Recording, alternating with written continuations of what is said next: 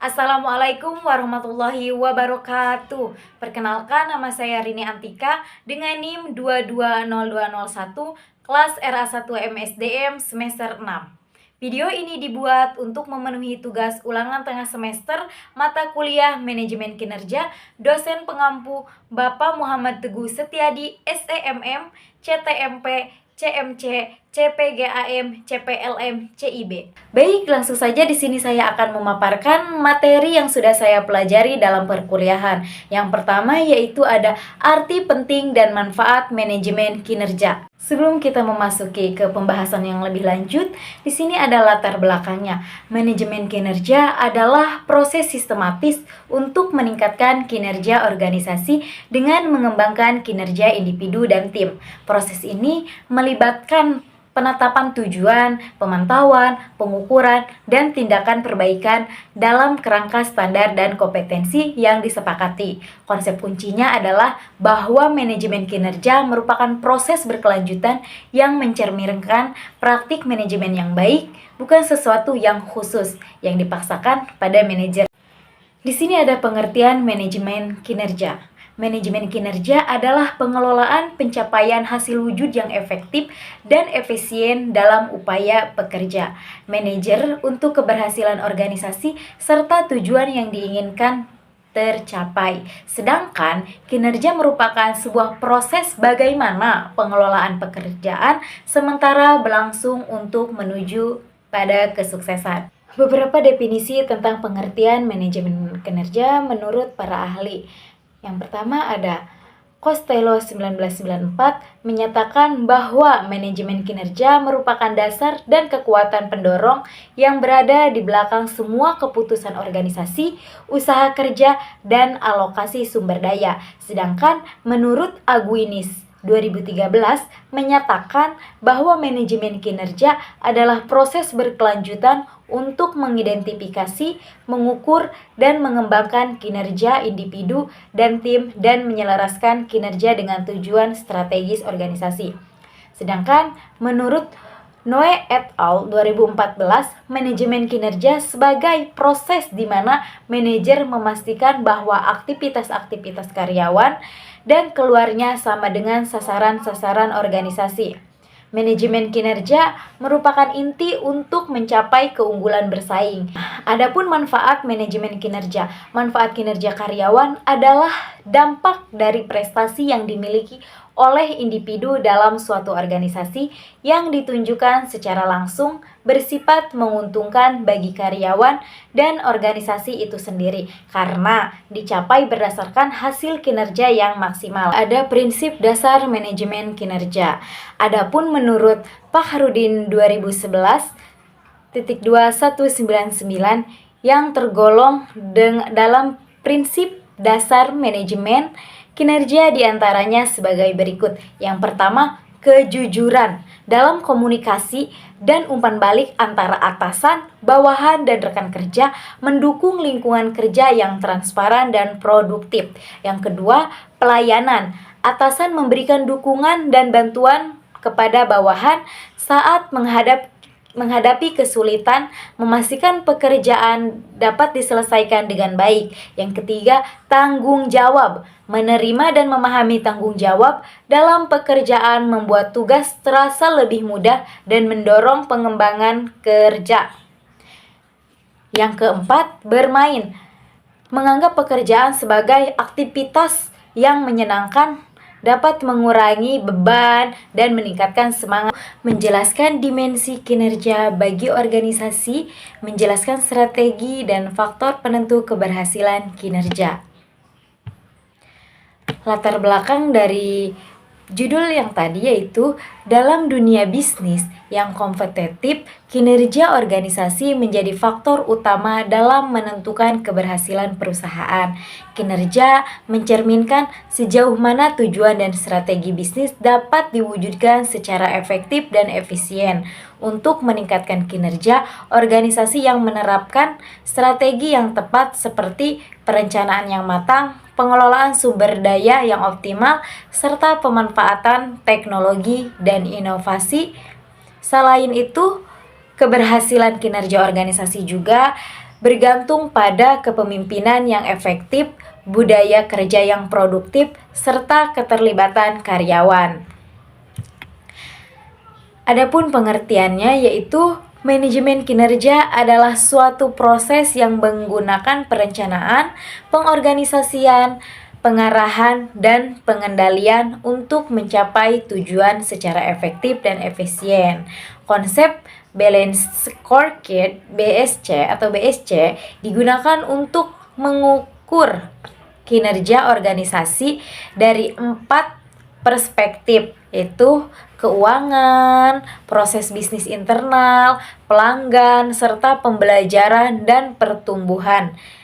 Manajemen kinerja membantu meningkatkan kinerja individu dan tim secara berkelanjutan melalui faktor-faktor seperti kepemimpinan, motivasi, dan lingkungan kerja.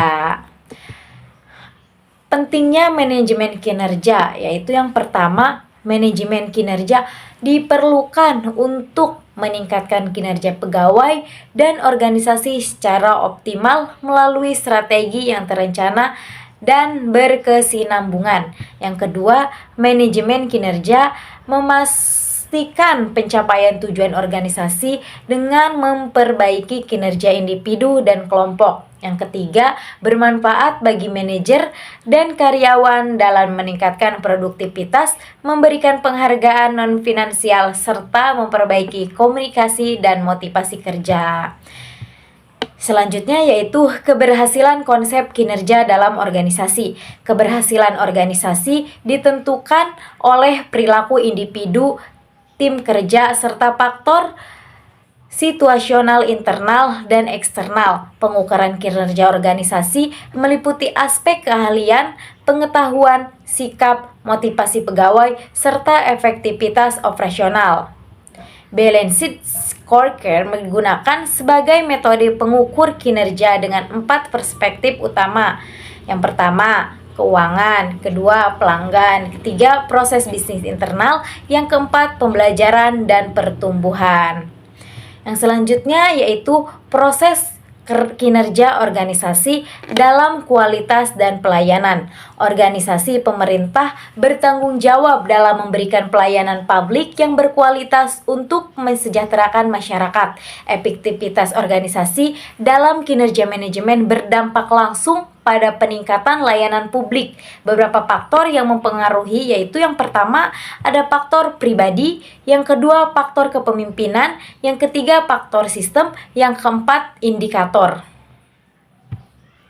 Yang selanjutnya yaitu konsep manajemen kinerja. Manajemen kinerja fokus pada penerapan output, outcome, proses, dan input yang digunakan. Faktor-faktor penting dalam manajemen kerja meliputi yang pertama faktor individu, yang kedua faktor kepemimpinan, yang ketiga faktor tim, yang keempat faktor sistem, yang kelima faktor kontekstual.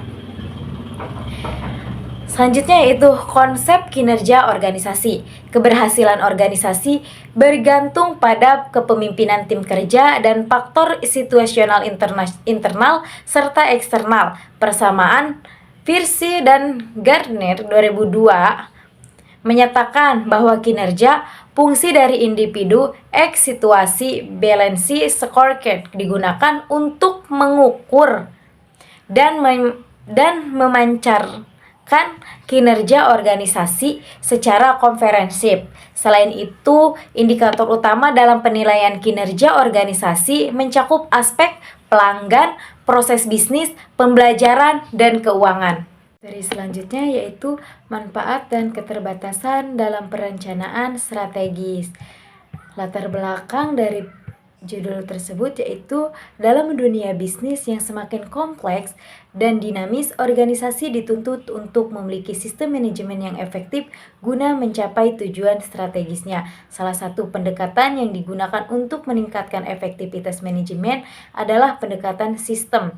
Pendekatan ini memandang organisasi sebagai suatu kesatuan yang terdiri dari berbagai subsistem yang saling berinteraksi dan saling bergantung satu sama lain. Dengan menerapkan pendekatan sistem, manajemen dapat memahami keterkaitan antar bagian organisasi secara menyeluruh sehingga dapat mengambil keputusan yang lebih tepat dan terintegrasi. Selanjutnya yaitu pendekatan sistem dalam manajemen. Ada berbagai pendekatan manajemen seperti pendekatan klasik, pendekatan neoklasik, dan pendekatan modern. Pendekatan sistem manajemen merupakan bagian dari pendekatan modern. Sistem seperti namanya adalah kelompok bagian terkait yang bergerak atau bekerja sama seperti tubuh manusia yang terdiri dari beberapa bagian dan setiap bagian bekerja satu sama lain. Fungsi tunggal tubuh dilakukan ketika sejumlah organ bekerja sama sebagai suatu sistem.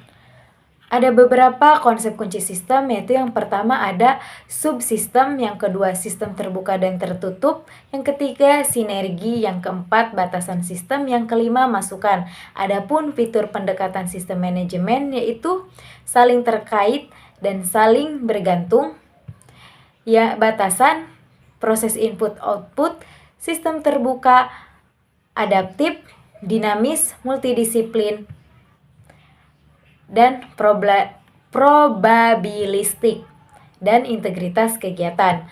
Adapun strategi manajemen dalam meningkatkan kinerja.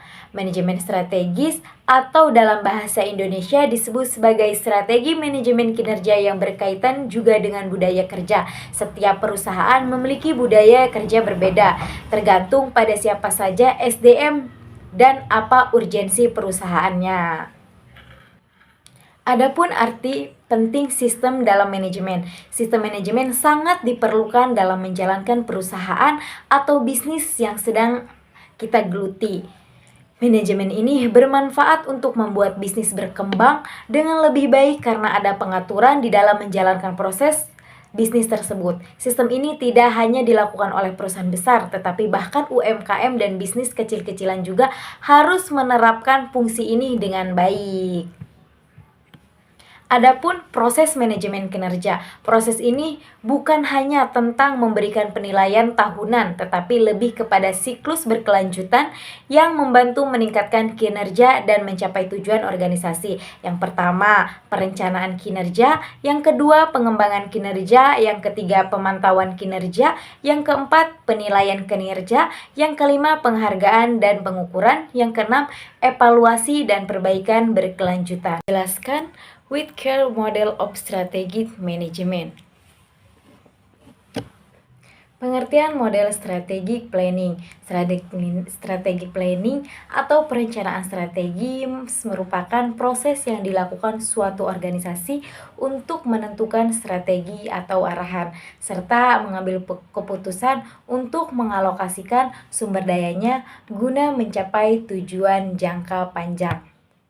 Adapun karakteristik utama strategic planning yaitu yang pertama berfokus pada masa depan dan jangka panjang, yang kedua melibatkan pengambilan keputusan tingkat tinggi, yang ketiga mempertimbangkan faktor internal dan eksternal, yang keempat menyelaraskan sumber daya dengan tujuan strategis, yang kelima bersifat fleksibel dan adaptif terhadap perubahan.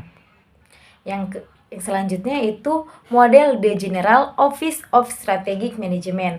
Model The General Office of Strategic Management atau GOSM adalah kerangka kerja manajemen strategis yang menggambarkan proses sistematis dalam penyusunan, implementasi, dan evaluasi strategis organisasi. Yang selanjutnya yaitu model GOSM terdiri dari 3 tahapan inti, yaitu yang pertama ada formulasi strategi, yang kedua implementasi strategi, dan yang ketiga evaluasi dan pengendalian strategi. Adapun manfaat dalam perencanaan strategi yaitu yang pertama menentukan batasan usaha atau bisnis, memilih fokus bidang usaha yang akan dikembangkan yang didasarkan pada semua lapisan manajemen. Yang kedua, mengarahkan dan membentuk kultur perusahaan. Yang ketiga, memberikan arahan perusahaan. Yang keempat, memudahkan penyusunan rencana kegiatan dan anggaran tahunan. Yang selanjutnya yaitu Whitaker Model of Strategic Management. J.B. Whittaker mengembangkan model manajemen strategis yang dikenal sebagai 10-step strategi planning process. Dalam bukunya Strategic Planning and Management, visi perusahaan didefinisikan sebagai gambaran masa depan yang akan dipilih dan yang akan diwujudkan pada suatu saat yang ditentukan. Selanjutnya yaitu ada langkah-langkah dalam model Whittaker. Yang pertama, menentukan visi dan misi organisasi. Yang kedua, mengembangkan tujuan jangka panjang. Yang ketiga, implementasi strategi melaksanakan rencana aksi dengan melibatkan semua pihak terkait dalam organisasi untuk memastikan keberhasilan implementasi. Yang selanjutnya yaitu review model perencanaan strategi. Review model ini perencanaan strategi adalah proses evaluasi terhadap metode atau model yang digunakan dalam perencanaan strategi suatu organisasi. Yang selanjutnya yaitu model yang sering digunakan dalam perencanaan strategi. Yang pertama, analisis SWOT. Yang kedua, balance score. Yang ketiga, Fortress 5 Force. Yang keempat, pestle analysis. Yang selanjutnya yaitu teknik penyusunan strategi planning. Yang pertama, menentukan visi dan misi. Yang kedua, analisis lingkungan. Yang ketiga, penentuan sasaran dan strategi. Yang keempat, implementasi strategi. Dan yang kelima, evaluasi strategi. Itu pengukuran kinerja merupakan bagian penting dalam manajemen sumber daya manusia untuk mengevaluasi prestasi dan kontribusi karyawan terhadap perusahaan. Teknik pengukur yang baik harus objektif, transparan, serta mempertimbangkan aspek perilaku dan keterampilan karyawan. Selanjutnya yaitu teknik tindak lanjut pengukur kinerja bertujuan untuk memastikan bahwa sistem evaluasi yang diterapkan dapat memberikan umpan balik yang konstruktif serta mendorong peningkatan kinerja pegawai. Yang selanjutnya yaitu berikut beberapa teknik tindakan lanjut yang dapat diterapkan. Yang pertama, evaluasi dan umpan balik berkala. Yang kedua, penyusunan program pelatihan dan pengembangan. Yang ketiga, penggunaan sistem insentif dan motivasi. Yang keempat, peningkatan. Berikut beberapa teknik tindak lanjut yang dapat diterapkan. Yang pertama, evaluasi dan umpan balik berkala. Yang kedua, penyusunan program pelatihan dan pengembangan. Yang ketiga, penggunaan insentif dan motivasi. Yang keempat, peningkatan komunikasi internal. Yang selanjutnya yaitu berikut lanjutan. Yang kelima yaitu penerapan sistem pengukuran kinerja berbasis akuntansi keperilakuan. Yang keenam, pemanfaatan teknologi dan monitoring kinerja. Dan yang ketujuh, peninjauan dan penyesuaian kebijakan. Yang selanjutnya yaitu apa saja pendekatan, sasaran, dan metode evaluasi kerja. Yang pertama yaitu balance scorecard yang dijelaskan oleh Mulyadi terdiri dari kata balance atau seimbang dan scorecard yaitu kartu skor. Kata balance diartikan sebagai kinerja yang diukur secara berimbang dan di sisi keuangan dan non-keuangan. Yang selanjutnya yaitu menurut Kaplan dan Norton, 4 perspektif balance scorecard terdiri atas perspektif keuangan, perspektif proses bisnis internal, perspektif pembelajaran dan pertumbuhan, dan perspektif pelanggan. Yang selanjutnya yaitu perspektif keuangan, perspektif pelanggan, perspektif bisnis internal, perspektif pembelajaran dan pertumbuhan, dan pendapatan bersih. Yang kedua yaitu penilaian kinerja. Yang ketiga, evaluasi kinerja sebagai alat bantu mengatasi persoalan organisasi. Yang keempat, manfaat evaluasi kerja. Yang selanjutnya yaitu rencana dan perbaikan dalam kinerja dan mencakup beberapa langkah strategis. Yang pertama yaitu penilaian kinerja saat ini. Yang kedua, menetapkan tujuan yang jelas. Yang ketiga, pelatihan dan pengembangan. Yang keempat, meningkatkan komunikasi. Yang kelima, mengelola waktu dan sumber daya. Yang keenam, pemantauan dan evaluasi. Dan yang ketujuh, pengembangan motivasi dan keterlibatan. Yang selanjutnya yaitu kinerja karyawan, prestasi kerja adalah hasil kerja secara kualitas dan kuantitas yang dicapai oleh seorang karyawan dalam melaksanakan tugasnya sesuai dengan tanggung jawab yang diberikan kepadanya. Yang selanjutnya yaitu performance. Hubungan manajemen kinerja dengan prestasi kinerja disebut juga sebagai kinerja atau dalam bahasa Inggris disebut dengan performance. Pada prinsipnya ada istilah lain yang lebih menggambarkan pada prestasi. Selanjutnya yaitu manajemen kinerja adalah manajemen tentang menciptakan hubungan dan memastikan komunikasi yang efektif. Manajemen kinerja memfokuskan pada apa yang diperlukan oleh organisasi, manajer, dan pekerja untuk berhasil. Teknik strategi dan analisis kebutuhannya yaitu ada pertama kompetensi. Teknik analisa kebutuhan kompetensi terdapat beberapa teknik utama meliputi yang pertama mengamati secara langsung perilaku dan kinerja karyawan di lapangan, yang kedua kuesioner dan wawancara, yang ketiga analisis dokumen, dan yang keempat assessment center dan multi asesi. Yang selanjutnya yaitu ada pengertian kompetensi. Kompetensi adalah seperangkat pengetahuan, keterampilan, dan sikap yang harus dimiliki seseorang untuk melaksanakan tugas atau pekerjaan dengan baik. Yang selanjutnya yaitu pengertian soft skill dan hard skill. Soft skill merupakan bentuk kompetensi dasar yang menunjukkan cara seseorang berperilaku dan bertindak agar dapat melaksanakan pekerjaannya secara efektif. Konsep mengenal kompetensi soft skill sejatinya merupakan bagian dari pengembangan konsep yang lebih luas yaitu kecerdasan emosional. Dan yang selanjutnya yaitu hard skill, merupakan jenis kompetensi yang memberikan gambaran tentang apa yang perlu diketahui dan dilakukan oleh seseorang agar dapat melaksanakan tugasnya dengan baik. Yang selanjutnya yaitu jenis-jenis soft skill.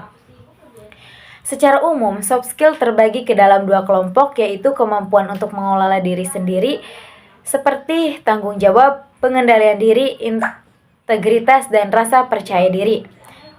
Dan kategori yang kedua, kemampuan intrapersonal atau kemampuan dalam berinteraksi dengan orang lain. Yang selanjutnya yaitu ada identifikasi kompetensi aparatur. Identifikasi kompetensi aparatur adalah proses menentukan kemampuan, pengetahuan, dan keterampilan yang diperlukan oleh aparatur untuk melaksanakan tugas dan tanggung jawabnya. Adapun faktor-faktor yang mempengaruhi kompetensi yaitu keyakinan dan nilai, keterampilan, pengalaman, kepribadian, motivasi, isu emosional, kemampuan intelektual, dan budaya organisasi. Mungkin itu saja pemaparan yang bisa saya sampaikan. Cukup sekian. Wassalamualaikum warahmatullahi wabarakatuh. Terima kasih.